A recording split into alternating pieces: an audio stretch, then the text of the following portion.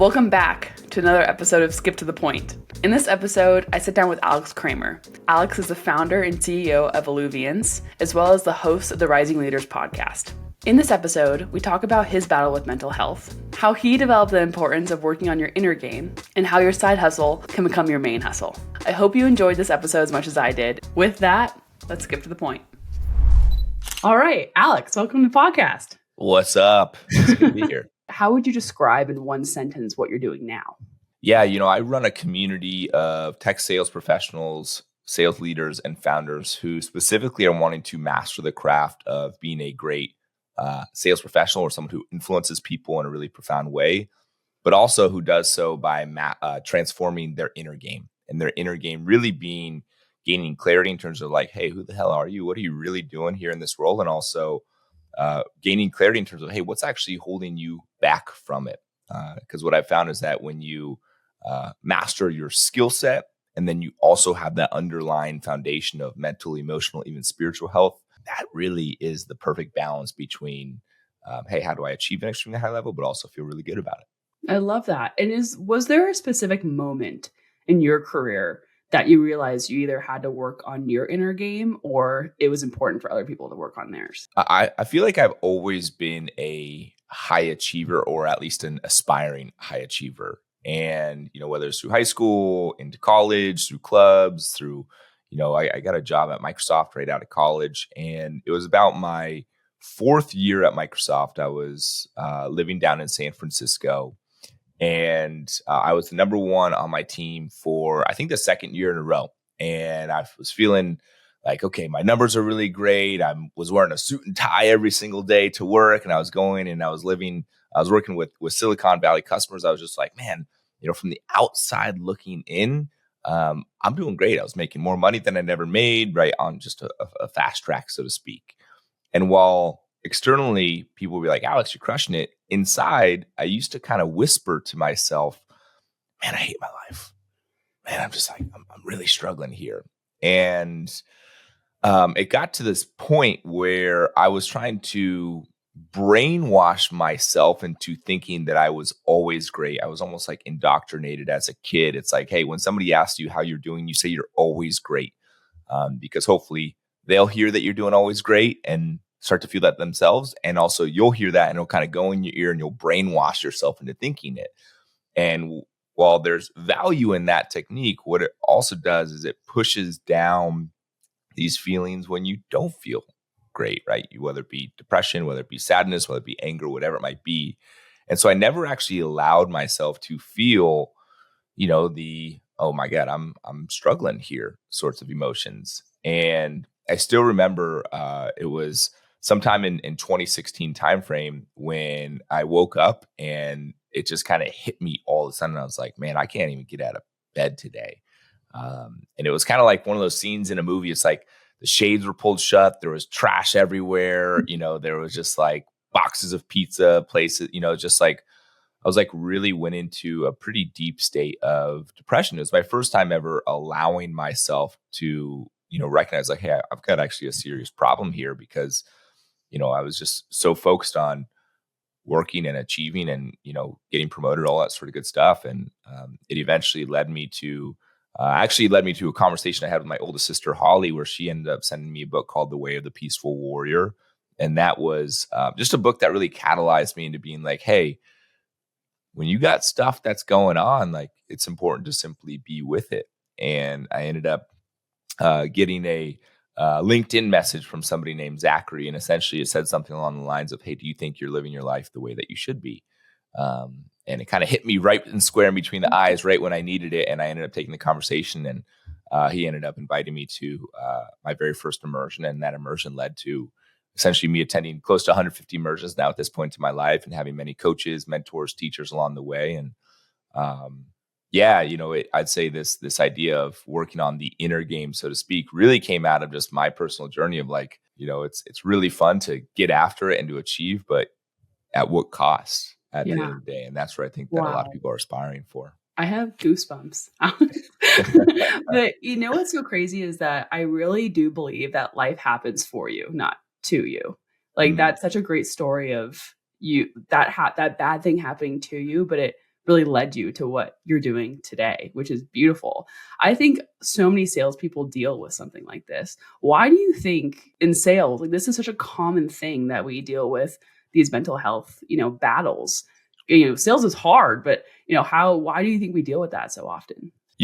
Everybody has their own medicine they get to work with, so to speak. And whether it be how you grew up, the pressure you put on yourself, many of us were conditioned to achieve at a really high level. We were told, hey, get a really good job, make a lot of money, provide for your family, get married, just kind of do the whole thing that human beings are supposed to do. And it's like many people and myself in various types of ways, I'm still in my own practice, is we are seeking validation from things that are external to us. It's like, cool, once I get the promotion, once my W-2 says this number, once I'm able to buy my first house, once I'm able to show to the world on Instagram my really cool partner, right? Whatever it might be. And it's like we're seeking for other people to validate us, love us, feel like we belong, whatever it might be. And while those strategies can be valuable, if it's not first coming from, hey, I internally am validating myself. I love myself, whether or not I have those things. And also being willing to, like create your own path, be different, be unique, be weird. And like, that doesn't mean necessarily quit your job and, move into the jungle or whatever it might be, unless that's your truth. But it's like, hey, you're not, this is one of the things I always tell people who I coach. It's like, don't try to fit into the jersey that others are determining for you to wear, right? Make sure the jersey fits onto you, right? And it's just like a small reframe of like, hey, like, who am I? What is the me, the uniqueness, the authentic vibration that's meant to come off of me? And how do I own that? And that's hopefully going to not just help you crush your quota, but also feel more fulfillment. I love that. One, I love what you said about those external things not being able to fulfill you. I feel like I'm such a goal-oriented person. Like when I was 4, I went up to my mom and I said, Mom, this week I want to learn how to skip, blow a bubble, and tie my shoes. I did it all, in a week. Very goal-oriented. But what I learned was that goals are like rowing to an imaginary island. Like once you get there, you're like, okay, I made it, but I still don't feel fulfilled inside. Mm-hmm. Okay, well then next goal. And then you Mm-hmm. keep on like going in this cycle, but you're not really fulfilled. Oh, I hit quota. Okay. Well, okay, that didn't really feel like I thought I was going to feel. Okay, well, maybe a promotion. And we go in this like vicious cycle. So I love what you said there. And then secondly, when it comes to authentic selves, I feel like the people who start to express their most authentic self typically get the most ridicule because they want to like fit you into this mold. So, when people start to be themselves and they're kind of getting that like pushback from like either coworkers or friends, like what advice would you tell them? There was a study that was done that said authenticity is the strongest frequency that can come off of somebody. It's the thing that like carries the furthest through the noise, through all the other wavelengths out there.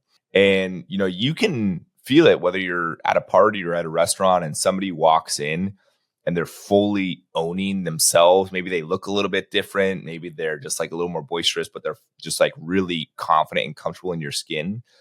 It's one of the most attractive energies that can be out there. It's like, you don't even need to talk to that person. You're just like, man, I don't know who that is, but like, I want to go talk to them and be in their orbit in some sort of way. But it takes this like willingness to be just different because it's really vulnerable. And, it's really like you're opening yourself up to be judged at the end of the day. Right. But the funny thing that I found is that when one person chooses to be different, unique, weird, whatever it might be, all of a sudden is giving so many other people permission to do the exact same thing too. It's like, we run these awesome retreats, and there's usually somebody at the very beginning, hopefully, who says something incredibly vulnerable. And it's like, it prevents people from wearing this armor. Okay, I'm going to look this type of way. I'm going to make everybody think that I know everything there is to know about everything. And I got all my shit together and whatever it might be. At the end of the day, it closes your heart to people. People can't actually genuinely connect with each other. And I think that's, really, like, if you want to talk about what's happening in today's world, especially as AI is increasing, especially as, corporate is changing, all that sort of stuff, like what people are really craving more than ever is genuine heart flow connection with another human being or a group of people in that community sense right there. And I think that's hopefully where we're going even more so. Yeah, I love, and especially in sales, I feel like that's a very important trait to have, being able to connect with other people. I love that. So with that, so I'm a new account executive. I don't know if I told you, but what advice do you have for me to work on my inner game? I'll first frame it from like a larger perspective, and then we can dive a little bit more into the inner game. At this point in my life, I've hired, coached, trained, developed, whatever you want to call it, probably close to 3,000 reps, leaders, and founders. And the people who I see who are both performing at an extremely high level, meaning they're crushing quota, they're on the top of the leaderboard, they're starting the side gig, it's turning into their full-time gig, right? Their W-2 is looking sexy as hell. People are doing that. And also feeling fulfillment, feeling purpose, feeling meaning in their life. First off, those people are rare. Let's just call that out. But they're not unheard of. And typically, those people have three things that are generally in common. And the last one we'll talk about inner game specifically. But the first one is a great community, right? And community, it's such a commonly used word these days. Community specifically means a group of people who are working towards something bigger and stronger together, right? There's a shared vision, so to speak. You're part of kind of the Avengers. It's like you each have your own individual gift, but it's part of like, we're saving the world here together. And sure, in that community, if somebody's struggling, you got each other's back. There's no doubt about that. That's important. But what I actually think is most important in a community is there's a standard. There's a level of accountability. There's hey, I'm going to say this with love, Alex Miller, step up, dog. I think your vision could be bigger. I think you could go for it a little bit more. And they don't necessarily say that through their words. They do that through their own actions, right? And essentially, you're just like, man, this is my crew, and look what they're doing. Like, what am I doing here? Right. So community is so key here, especially as everybody's working from home or, whatever it might be. So that's number one. The second thing is, yes, interviewing is important, but there still needs to be a commitment to your craft or your skill set, right? And especially in sales, that includes your process, your language, the questions you ask. How do you get people into a state of commitment? And it's mostly, it's not just like, hey, I'm learning the skill set. It's I'm committed to mastering this skill set.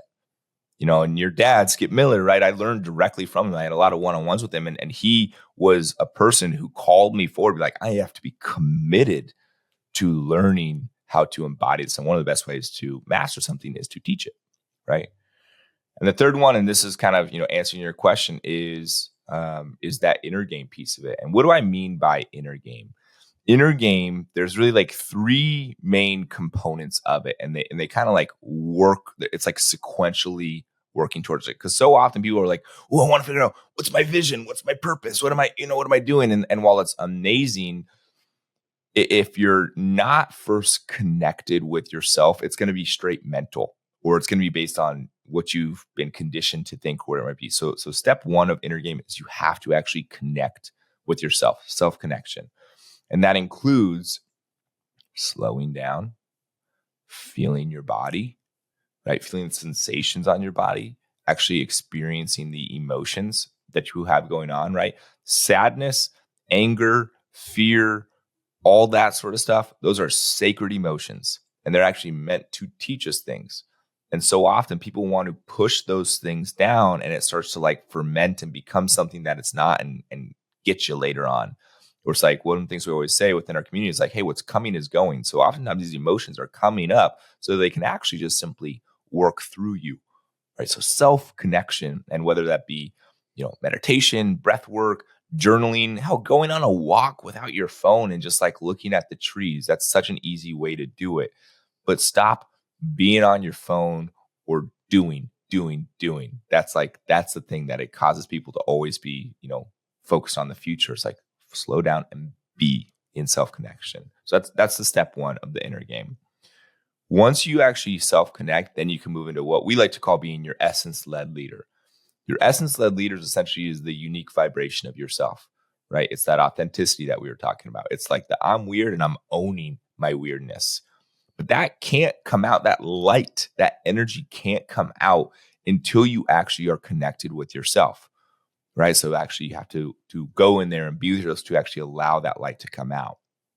And once you've self-connected, once you've stepped more into being your essence-led leader, then your vision starts to come out, right? Each of us has had a different background, has had different opportunities, challenges, experiences, whatever it is. And we're each meant to give something different to this world. And whether you want to call it your legacy, whether you want to call it impact, whatever it might be, but whether it be through your words, through your actions, through your company, through relationships, through family, whatever it might be, stepping more into your visionary leader. But the trailhead starts self-connection. That's the thing that I think most people don't give themselves time to do. Yeah. Oh, I love that. The first thing I want to go back to is the sense of community. I think, like you did say, it's kind of a buzzword. Like, yeah, find community. And it's this whole notion that like you're 9/10 of your environment and you want people who build you up. What's like the first step someone can take to be like, oh, okay, this is good community. Okay, I'm finding a good community here. I think step one is, are you willing to embody what you want yourself? It's like so often people are like, ooh, how can I find a place where people are authentic? And it's like, well, maybe if you were just first authentic yourself, you'd start to attract that type of thing back towards you. One of the best ways to do it is developing cohorts. And what I would do, whether it's at Microsoft or Outreach or DocuSign, whatever it might be, is I'd actually find, hey, who are 3 to 4 people who I deeply resonated with, who I wanted to learn from, and who I also thought that like would be just good to be in crew with them, so to speak. In crew, my definition of crew is your needs are my needs are your needs. And I'd put time on their calendar and be like, hey, like, just to be honest with you, like I want support. Like I think like you probably want support too. Like, or I want to just like have a group of people that feels like we're doing something more than just trying to hit our quota here. I'm curious if you have an appetite for doing something like this yourself.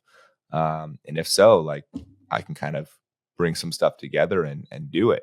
And it's crazy how much people are craving it and aren't getting it, but it just truly takes, being intentional with it. Or, one of the things that I just did throughout my entire life is I attended immersions. I've joined probably 10 different communities since 2016, whether it be through retreats, online communities, Slack groups, you name it, just to start to meet other people. And certain ones I was like full sending it, being in there and talking all the time. And certain ones I was a little bit more of a bystander, but everybody has their own path of how do you go about finding your community. I absolutely love that. I think, yeah, it's so important I think for the person who's like, okay, well, like, yeah, I don't really have a community. How do I go about finding it? I love the cohort idea of it's kind of like being an entrepreneur within your own company and like taking the charge to do your own thing within a big organization that can give you a lot of creative freedom, I think. So Speaking of creative freedom and doing your own thing, if let's just say people in corporate America right now, they're at these big companies like the Microsofts, like the Outreach, and they want to make that step into doing what you're doing, either consulting, start your own company, what's some advice you would give them? It's a whole different identity when it comes to starting your own company or, going outside of the W-2 world. And it's not for everybody. And there's still certain days where I'm like, damn, this is like the hardest thing I've literally ever done. And why did I do this? And there's certain days where I'm like, I can never go back. And, so it's just, it's a journey there. What I would recommend to start, at least this is just what I specifically did, is I started posting on LinkedIn once a day. And it was even before I knew that I wanted to start my own company or anything like that. But essentially it was me like, hey, I care about stuff. What is it I care about? Right. And it was like the posting on LinkedIn was a practice of saying, I need to write down something that hopefully other people care about. And it was just like through that practice, I like started to like craft it better, learn it better, really figure out, okay, what are the 3 main pillars? And when I communicate it like this way, or I come up with these specific stories that I've worked through, this resonates with people. So just like the practice of posting really supported the journey of like, okay, I'm starting to feel into something here. Yeah. It's like, you don't have to get it perfect. You just got to get it going. Exactly. Just start. And in addition to that, at that same time, I also started my podcast, The Rising Leader, and I also started a newsletter, right? So that actually probably happened about 2 months after I started posting on LinkedIn, but it was like, okay, let me just start creating a brand here. Let me start putting out stuff into the world. And when I was head of sales at a company called Catalyst, I was leading our SDR and AE team.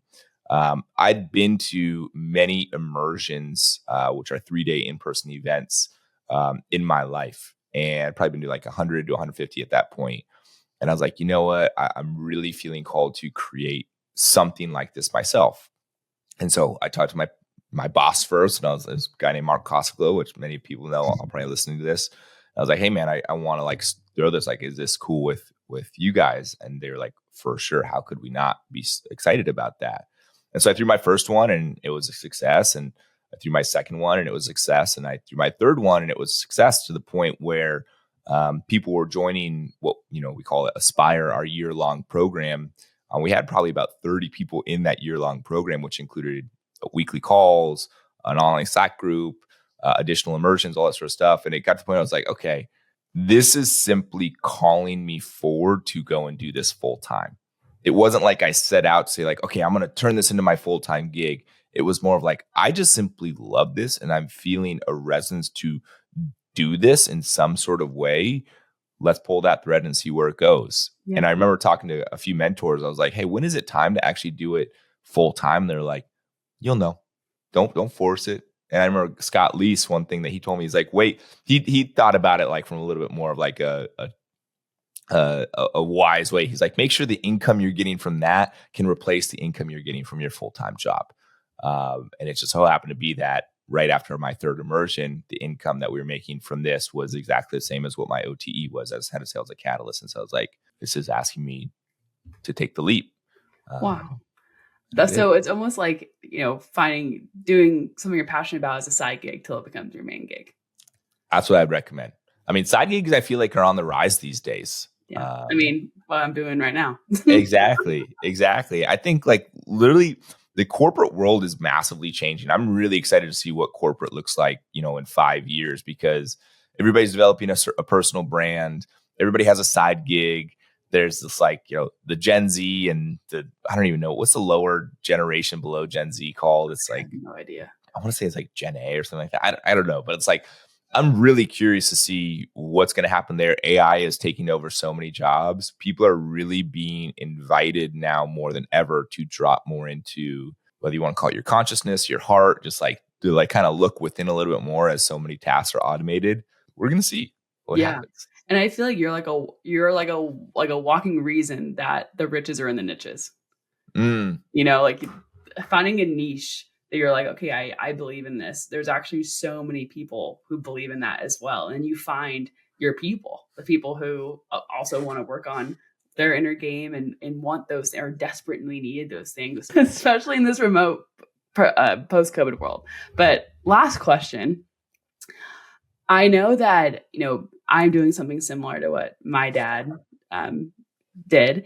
And it seems like you and your dad have similar interests as well. What's one thing your dad taught you that you still reign true or practice today?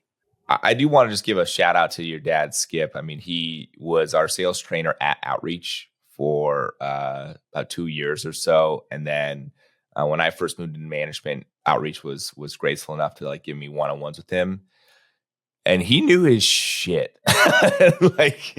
And he helped me a lot with, he was coining the term monkey on your back. I was the manager, I had the monkey on my back. And so he just shout out Skip for the wisdom. It's funny because he was like this as a sales trainer, like always giving advice, always these good nuggets, but he was actually exactly like that as a dad as well.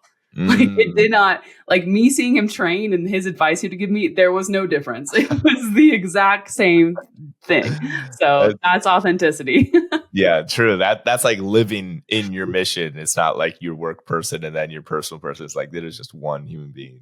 Right. Exactly. I'd say, the philosophy that my dad was a motivational speaker, grew up. He was also an emergency doctor, but, I grew up going to conferences, seminars, and watching my dad speak. And he actually spoke at one of our recent immersions. And it was just a really beautiful experience for both of us because we'd always talked about speaking on stage together. So we got to kind of fulfill that vision. But one thing that my dad always instilled into me is he would always say, Alex, I want you to be thinking not in millions. I want you to be thinking billions with a B. And, in certain ways, he was alluding to financial billions. And also in a lot of ways, he was not. He was, really referring to like, essentially, hey, think big, like really, really big. And he was definitely, of the mindset of like, the purpose of your vision is not that necessarily you achieve it. The purpose of your vision is who it causes you to be today, right? You think of, hey, I'm going to impact 1 billion people in this world. How does that impact how you show up today? How does that impact how I lean into my own personal growth? How does that lean into how I view myself, my identity? How does that impact how I, start posting on LinkedIn or what I say on this podcast? If I'm like, hey, I'm going to impact 1 billion people in this world. And it changes like my energy. Like I feel, even as I say, like I feel my field, so to speak, get bigger. As I say it, I'm like, yeah, like that's what I'm doing here. And so he just always taught me like, full send it, Alex. So I love that, full send. Exactly. The vision is so important. One of my favorite quotes is that the purpose in life, or your goal in life, is to find your vision, and the purpose of life is to give it away. And I think, like, going back to even my dad, like he truly believed that he was put on this earth to do what he did. Like, how cool to see someone in your life similar to your dad, like actually see what they're put on this earth to do and love it so much. It's like truly a gift to watch someone do that. And my dad, when I asked you this question, I was thinking of me similarly. And my dad always said that find what you're put on this earth to do and strive to be the best at it. That was the advice that he always gave us, which is a lot of pressure, but, he even said, like, if you want to be a garbage truck driver, just try to be the best one, like, find what you're put on this earth to do. And I love that. I feel like we're very similar in that way. Yeah. And it all comes back because there's so many people out there who's like, I don't know what I'm meant to be in this world. What is it? It's like, you want to know what you need to do? Step 1, self-connection. Starts with that. Well, thanks so much for being on the podcast. I really appreciate you being on it. Of course. I appreciate you having me on. This was fun.